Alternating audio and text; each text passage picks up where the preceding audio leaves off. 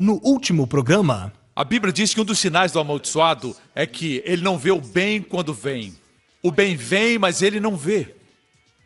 Quanto ao homem abençoado, não quer dizer que não exista mal na sua vida, mas ele não vê o mal quando vem. Ele vê as bênçãos.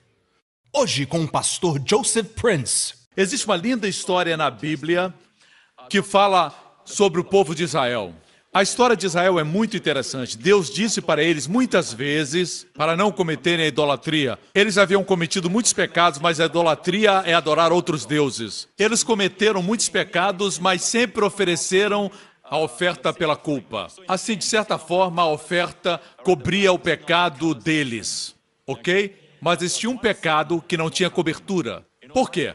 Porque no momento que cometesse o pecado da idolatria, trocando de Deus, não podia oferecer oferta pela culpa. Seus pecados ficavam expostos, por isso Deus mandou muitos profetas e eles mataram alguns. Por várias vezes Deus mandou se arrepender e finalmente Deus disse, agora basta, ok? Todos os planos que eu tenho para com Jerusalém, a cidade de vocês, será suspenso por um tempo. E vocês serão cativos. Se vocês querem ser como o mundo, vão para o mundo. E se tornaram cativos da Babilônia. Jeremias profetizou que eles ficariam cativos por 70 anos. Nesse tempo, você encontra a história de Esther, encontra a história de Daniel, durante esse tempo de cativeiro. Assim, o rei Nabucodonosor da Babilônia veio e os levou cativos. E eles ficaram lá por 70 anos. Depois, o reino babilônico foi subjugado pelos medo-persas. Então, um rei chamado Ciro veio e o seu nome é mencionado na Bíblia antes de ele nascer. Foi profetizado, bem antes do seu nascimento, que ele seria um servo de Deus, mas ele foi o rei da Pérsia. A propósito, muitos eruditos creem que ele era o filho de Esther e Assuero. Dessa forma, obviamente seria o seu filho que o sucederia. Esse era o império dos Medo-Persas. E quando ele assumiu o reinado, ele deu aos judeus o direito de voltar para a sua terra. A oportunidade de voltarem para a sua terra, para o seu país, Israel, para a cidade de Jerusalém. Mas não só isso. Ele os ordenou que reconstruíssem o templo. Amém? Aqui temos a história dos remanescentes. Nem todos voltaram, alguns ficaram lá, mas o remanescente voltou. Não eram muitos, mas alguns voltaram. Sob a liderança de dois homens. E o nome deles era Zorobabel e Josué. Josué era o sumo sacerdote. Para onde o sumo sacerdote fosse, a nação ia. Certo? E Zorobabel era o governador. Zorobabel é interessante, ele vem da linhagem de Davi e Salomão. Era para ele ser o rei, mas ele era um príncipe coroado. Mas como existia uma maldição, não vou falar muito sobre a maldição, porque tomaria muito tempo. Havia uma maldição sobre o rei Joaquim, e por isso seus descendentes eram amaldiçoados. Jesus escapou dessa maldição porque a sua linhagem, por parte de mãe, não procedeu da linhagem de Joaquim, mas de Davi, através do seu filho Natã. Não se preocupe com isso. Eu disse isso, se você quiser estudar, você pode estudar depois. Lembre-se disso da próxima vez que você celebrar o Natal. Lembre-se que a maldição não atingiu Maria. Não a atingiu. De qualquer forma, isso é lindo, mas o fato é esse. Em função da maldição, não houve mais rei procedente de Judá. Apesar de Zorobabel ter sangue real, ele veio como príncipe e ele servia somente como governador. Mas juntos, o sumo sacerdote Josué e Zorobabel formavam um sacerdócio real. Aqui vemos um tipo do governo de Melquisedeque. Eles começaram a trabalhar, eles não tinham recursos, tinham acabado de voltar do cativeiro e começaram a construir. Começaram a reconstruir 2 anos depois de retornarem. Mas subitamente chegaram inimigos, os samaritanos. E os samaritanos não eram o povo de Deus, eles eram um povo que adorava ídolos, era um povo que dizia ser de Deus, mas na verdade adoravam ídolos. E eles vieram e ameaçaram a Zorobabel e Josué. E, de fato, o que aconteceu, a Bíblia diz, foi que ambos temeram e o trabalho parou.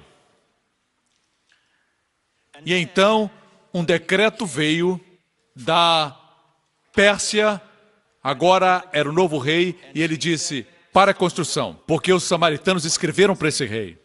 Tudo estava contra eles. Não havia suprimentos, eles não tinham favor, eles tinham medo, estavam deprimidos. O povo deixou a construção do templo e eles foram construir suas próprias casas. Você sabe por quanto tempo o trabalho parou? Por 15 anos. Pelo período de 15 anos. Parou por todos esses anos. E então, após 15 anos, Deus levantou 2 jovens profetas chamados Ageu e Zacarias. Os eruditos dizem que eles tinham provavelmente cerca de 20 anos, talvez até 18 ou 19. Eram profetas muito jovens, Zacarias e Ageu. Os mensageiros da graça são jovens e eles permanecem jovens.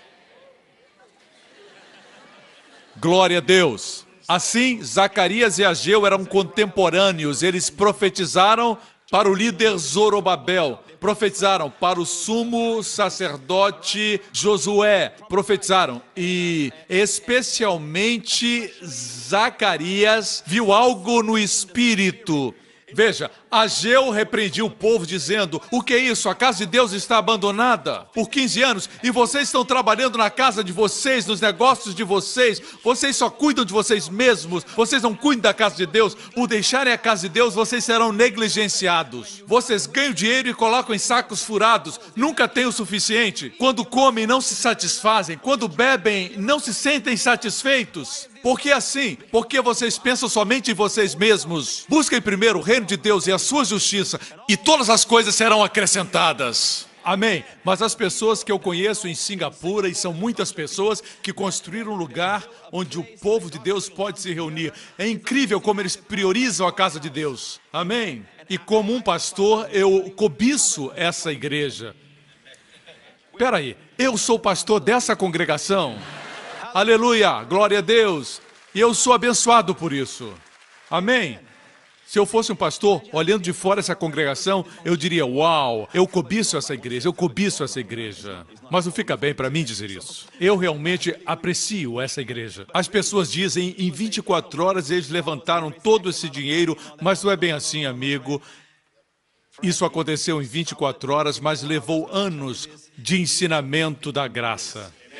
Se não houver ensino, isso não vai acontecer com a sua igreja. Amém? Deus levantou esses 2 jovens profetas, Zacarias e Ageu. Ageu disse: venham, priorizem a casa de Deus. Mas qual foi a mensagem de Zacarias? Zacarias, certo? Zacarias teve uma visão do que estava acontecendo com esses 2 líderes. Em Zacarias 3, lemos assim: e ele mostrou-me o sumo sacerdote Josué, o qual estava diante do anjo do Senhor. Todas as vezes que a Bíblia diz o anjo do Senhor, no Antigo Testamento se refere a Jesus Cristo pré-encarnado, antes de ele nascer em Belém, ok? Você me acompanha? E Satanás estava à sua mão direita para lhe opor. Mas o Senhor disse a Satanás: o Senhor te repreenda, ó Satanás. Sim, o Senhor que escolheu Jerusalém te repreenda. Não é este um tição tirado do fogo? Satanás estava se opondo a Josué, o sumo sacerdote. Ok, assim, Zacarias, através de uma visão, viu que Josué estava se sentindo condenado. Satanás estava se opondo a ele. Verso 3, Josué, vestido de vestes sujas, estava diante do anjo. Ele se sentia sujo, tinha roupas imundas. Então respondeu aos que estavam diante dele, dizendo: tirai-lhe as vestes sujas. E a Josué, o sumo sacerdote, Deus diz: eis, quero destacar o que Deus disse: eis que tenho feito com que passe diante de ti a tua iniquidade, e te vestirei de vestes finas. Você está vendo? Nos 15 anos que eles pensavam que as autoridades da Pérsia tinham parado o trabalho, pensavam que eram os samaritanos. Ah, se os samaritanos não estivessem aqui. Colocavam a culpa em todas essas coisas, esses fatores externos, quando, na verdade, os líderes se sentiam condenados. Lembre-se que quando você se sente condenado, o favor não pode fluir. Condenação significa que você está não debaixo da graça, mas debaixo da lei. E a lei produz condenação. Você entende por que eu quero você livre da condenação? Você entende isso? O que foi que aconteceu? Aqui está Josué. A nação vai para onde o sumo sacerdote vai. Se o sumo sacerdote é bom, Deus vê a nação boa. Se ele é mau, Deus vê a nação má. Mas o vemos aqui imobilizado. Pelo rei da Pérsia? Não. Pelos samaritanos? Não. Estava imobilizado pela consciência do pecado. Sua boca se calou. Se ele estava ou não em pecado, ele não buscou uma alternativa, não lidou com o pecado para se livrar daquela condenação. Satanás estava se opondo a ele. O diabo, o maligno, não era um demôniozinho qualquer, era o próprio Satanás que estava se opondo a ele, com seu hálito fedorento no pescoço dele, dizendo: você é sujo, você é sujo. Olha os seus pensamentos, olha o que você pensou do pastor, olha como você é mau, olha os seus pensamentos, olha os seus sentimentos. Você se descrente, ele faz você se ocupar com você mesmo. Ele fica apontando para você. Você me escuta? Bem, no próximo capítulo, Zacarias tem uma visão com o outro líder. Falamos do sacerdote, outro era o líder, o governador. O governador, não o rei, mas o governador. Apesar de ter direito ao trono, ele era o governador. Zorobabel, o príncipe. No próximo capítulo, nós vemos a visão que ele teve.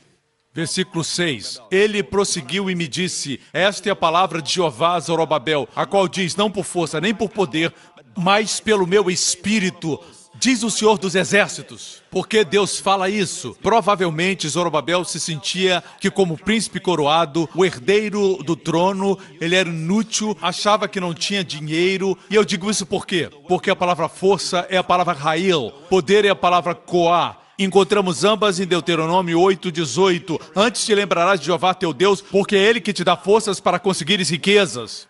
Vou falar em hebraico. Deus é o que te dá Coac, poder, para conseguir Israel, força ou riquezas. Deus dá Coá para conseguir Israel, poder para conseguir riquezas. Quem dá poder para conseguir riquezas? É Deus. Você pensa que é a sua inteligência, mas a Bíblia diz naquele mesmo capítulo: não digas a minha força e fortaleza me deu isso. Se você não está certo que é Deus que lhe dá a riqueza, eu vou orar por um mês, para que Deus não intervenha em nenhum segmento dos seus negócios. E depois de um mês você vai ver se é você ou Deus. Por que não? Em um dia, o mercado financeiro pode entrar em colapso. Eu garanto isso. Em um dia. Com toda a inteligência do homem, Deus ainda é o que dá riquezas. Não por Cael, não pelas riquezas. Zorobabel pensava que ele não tinha dinheiro, ele não tinha riquezas, a linhagem dele estava amaldiçoada, por isso estavam nessa condição, eles eram grandes no passado. Seu ancestral Salomão era um grande homem, agora não tinha exército e nem pessoas. Tudo isso estava incluído na palavra Coá, força. Por isso não tinha riquezas, ok? Ele prosseguiu e me disse: essa é a palavra de Jeová, Zorobabel, não é por força nem por poder, mas por meu espírito, diz Jeová dos Exércitos. Verso 7. Quem és tu, ó grande monte? Quem é você, grande obstáculo? Você pode dizer qualquer coisa. Quem é você, seja lá o que for. Quem é você, problema? Quem é você? Quem és tu, ó grande monte? Diante de Zorobabel tornar-te-ás uma campina. Ele, Zorobabel, produzirá a pedra angular. A pedra angular é a pedra que sustenta toda a edificação. Quer dizer, a obra será feita e será feita com aclamações de graça.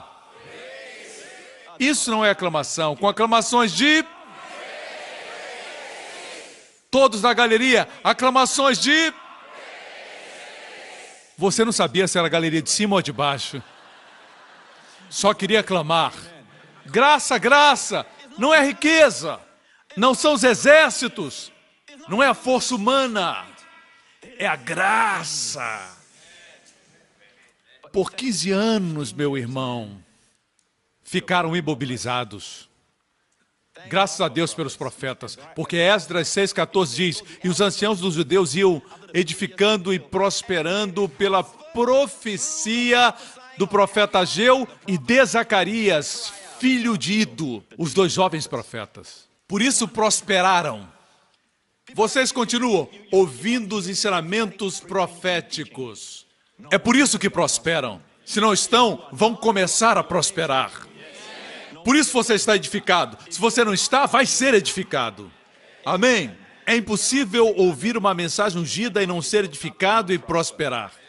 Muitas vezes Deus tira o seu apoio, a sua autoconfiança. Você parece cair, mas quando você começar a levantar, vai ser exponencialmente.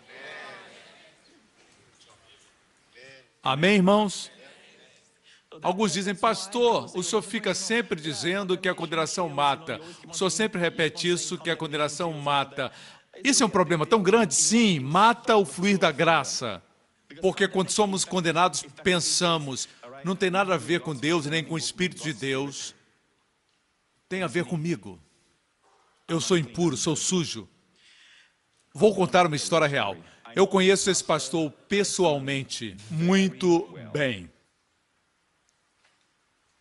Eu conheço muito bem o pastor da história que eu vou contar. Esse pastor foi requisitado para ir para a casa de alguém que ele conhecia para orar por cura. Quem o convidou foi um outro pastor, que na verdade era um missionário. Ele estava bastante idoso e acometido de uma enfermidade terminal. E esse meu amigo pastor foi orar por ele e impor as mãos e crer no milagre. Certo? E ele piorou. Ele continuou orando por ele e ele piorou.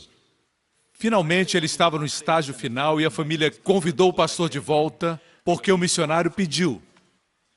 Dessa vez, o missionário enfermo pediu que todos saíssem e, com a voz fraca, pediu para o pastor se aproximar da sua cama. E ele disse para o meu amigo pastor isso: eu não quero que você fique chateado ou se sinta mal. Eu sei porque eu não fui curado. A minha família não sabe disso. Mas muitos anos atrás, quando eu era um missionário em um país estrangeiro, eu cometi adultério. Então não se sinta mal. Por isso eu não fui curado. Ele passou para a eternidade, agora ele é uma pessoa feliz e eu me alegro que ele está agora na presença do Senhor. Mas o fato é esse. Quando eu ouvi isso, o meu amigo compartilhou pessoalmente o que aconteceu. Eu pensei comigo que são muitos os casos das pessoas que não se abrem. Essas pessoas não conseguem se perdoar de coisas que cometeram no passado e que talvez tenham até confessado, mas não foi suficiente. Eu vou ler um testemunho agora que eu recebi recentemente e vem de uma senhora de Carolina do Norte. Eu cresci no lar cristão e era forçado à igreja regularmente. Forçada a ir à igreja. Até que escutei o seu programa. Deixa eu falar de ir forçado para a igreja. Muitas vezes seus filhos não querem ir para a igreja. Certo? Mas como são seus filhos, você pode forçá-los a ir. Se eles querem dinheiro e moram na sua casa, debaixo do seu teto, é você que manda. Certo? Se precisam ser forçados, que seja assim. Eu tenho visto jovens no nosso ministério, apesar de serem rebeldes, serem forçados pelos seus pais porque querem a mesada, algum dia, em algum lugar, de alguma forma, eles vão ouvir uma palavra que mudará suas vidas. Eu tenho visto muitos nessa igreja, suas vidas foram mudadas. Nem conseguem reconhecê-los, ficam tão apaixonados por Jesus, a personalidade deles sofre uma tremenda mudança. Eu fico maravilhado com o resultado. Alguns de vocês às vezes não querem vir à igreja, vêm porque estão escalados. Você é recepcionista e tem que sorrir sempre. Muitas vezes você vem, apesar de não sentir vontade, certo? Às vezes a obrigação salva você. Porque você está aqui, sem querer estar aqui, você escuta algo, nem sempre vem de mim, pode ser outra pessoa, você escuta algo e é reavivado. Dê a eles um gostinho. Se você não os trouxer, vai chegar um tempo quando eles não sentirão o gosto pelas coisas gloriosas de Deus. E você vai lamentar. Eles são seus filhos, ok? Só queria dizer isso. Voltemos ao testemunho. Coisas maravilhosas aconteceram depois que eu e meu marido começamos a ouvir as mensagens da graça de Deus. Até que assistisse ao programa na televisão cristã, não havia sentido o amor de Deus. Gostaria de ter ouvido essa mensagem anos atrás. Consegui me livrar da baixa autoestima. O meu valor era baseado na opinião dos outros. Meu valor agora é baseado na obra de Jesus. Meu marido foi livre do vício do cigarro que tinha há muito tempo. Você percebe a eficácia da mensagem da graça? Livra as pessoas dos vícios. Essa mensagem é perigosa. Ele havia prometido que deixaria o cigarro quando casamos 23 anos atrás, mas não conseguiu. Apesar dos meus pedidos. Contudo, depois que ouviu a mensagem da graça, ele parou. Essa pessoa aqui do testemunho não está tendo os resultados ruins que as pessoas me acusam de produzir. As pessoas me acusam de pregar a graça e produzir licenciosidade. Mas a história desse testemunho diz o contrário disso. Continuando. E mais, meu marido foi curado de um tumor que tinha na sua panturrilha que me preocupava. E era um tumor do tamanho de uma moeda, era muito escuro, quase preto. Eu ouvi seus ensinamentos, colocava as minhas mãos sobre esse tumor e citava Isaías 53. Uma noite impus minhas mãos, falei em línguas por um tempo e disse, pelas suas pisaduras seja curado. Ao dizer essas palavras, meu marido puxou a perna e disse, você me queimou. Eu disse, não, esse foi o Espírito Santo tocando você. Eu louvei ao Senhor e olhei para aquele tumor e agora estava claro. Sabíamos que havia sido curado. A vida faz mais sentido agora e eu não seria nada sem Jesus. Continue pregando a palavra, pastor Prince. Glória ao nome do Senhor. Aleluia. Agora chegamos a esse ponto. Eu estou trazendo essa palavra, não quero me apressar. Na próxima semana nós vamos continuar. Nós falamos que a condenação foi removida e eles começaram a prosperar. Vamos para 1 João 2,12. Filhinhos, eu lhes escrevo porque os seus pecados foram perdoados graças ao nome de Jesus. Eu vou mostrar algo que é muito poderoso. Apesar de já ter compartilhado antes, eu vou compartilhar e quero que vocês guardem bem. Apesar de estar em grego, não é difícil. O grego não é uma língua difícil de se aprender. Foi o próprio Deus que escolheu o grego. A Bíblia diz que na plenitude dos tempos, Deus enviou o seu Filho. E Deus enviou o seu Filho depois de Alexandre o Grande fazer do grego a língua global naquela época. Porque o grego é uma língua muito interessante, muito detalhada e expressiva. É um idioma que tem muitas conjugações, tem muitos efeitos diferentes, uma língua que diz de forma muito clara, ela tem o passivo, tem o ativo. Por exemplo, a palavra amor, você pode dizer, eu amo essa maçã. Depois olhar para a esposa e dizer, eu amo você, querida. E ela acabou de ver você jogar a maçã fora, que você disse que amava. Você disse que amava a maçã e jogou fora. Agora você diz para ela que a ama, e ela pensa, isso é amor? Mas no grego você diria assim, eu eros essa fruta, eu eros essa maçã. E depois você se vira para a esposa e diz, eu ágape você. Você vê seu irmão e diz, ei mano, eu estorge você. Estorge é o amor de família. Filéu é o amor de amizade. Assim existem muitos tipos de amor. Amor físico, sexo, várias palavras, mas para tudo nós chamamos amor. Assim é uma língua muito interessante. Filhinhos, escrevo-vos porque pelo seu nome vos são perdoados os pecados. Eu quero livrar você da condenação. Posso? Mas existem muitos erros de interpretação que têm que ser eliminados. E um dos erros é esse que vou mencionar. Filhinhos se refere à palavra tekenion. É um termo geral que fala dos filhos de Deus.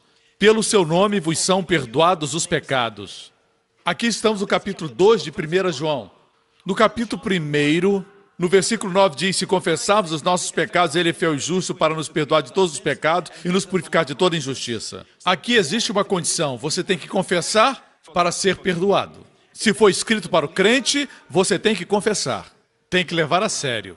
Tem pessoas que dizem, se eu confessar os meus pecados, certo? Aqueles que o Senhor me manda confessar, primeiro, se quiser confessar todos os pecados, você pode. À noite, antes de dormir, não importa se você está cansado, ajoelhe-se e lembre-se de tudo que fez desde que acordou até aquele momento. Vá pecado por pecado diante de Deus e confesse. Se quiser fazer isso, faça. Mas agora existe uma nova teoria. E diz, tudo que eu esquecer de confessar, Deus vai cuidar. Muito conveniente. E eles usam a revelação que eu ensinei algum tempo atrás, em 1 João 1,7, quando eu falei que Frances Havergal, ela lê a Bíblia no grego, e ela diz ter descoberto que o sangue de Jesus limpa continuamente. Assim eles dizem, tudo que esquecermos de confessar, o sangue purifica. Eles dizem baseado nisso. Então, para que confessar se o sangue purifica todo o tempo? A verdade é que eu tentei isso. Tentei confessar todos os meus pecados, me esforcei para lembrar de todos eles, que até fiquei deprimido.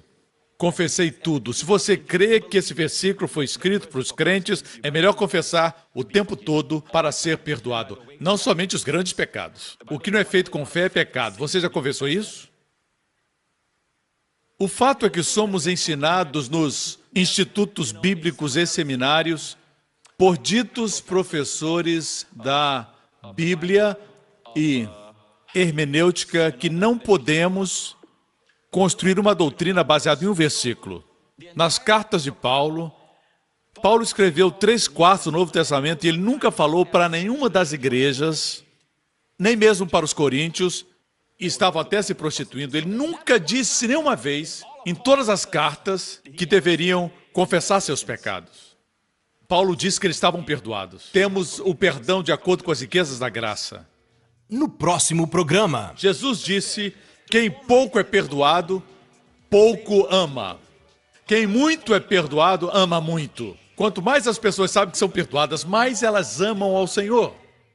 obrigado por sintonizar no programa de hoje. Esperamos que tenha sido uma bênção para a sua vida. Para mais informações sobre o programa da Igreja New Creation, acesse o site ncctv.org.sg.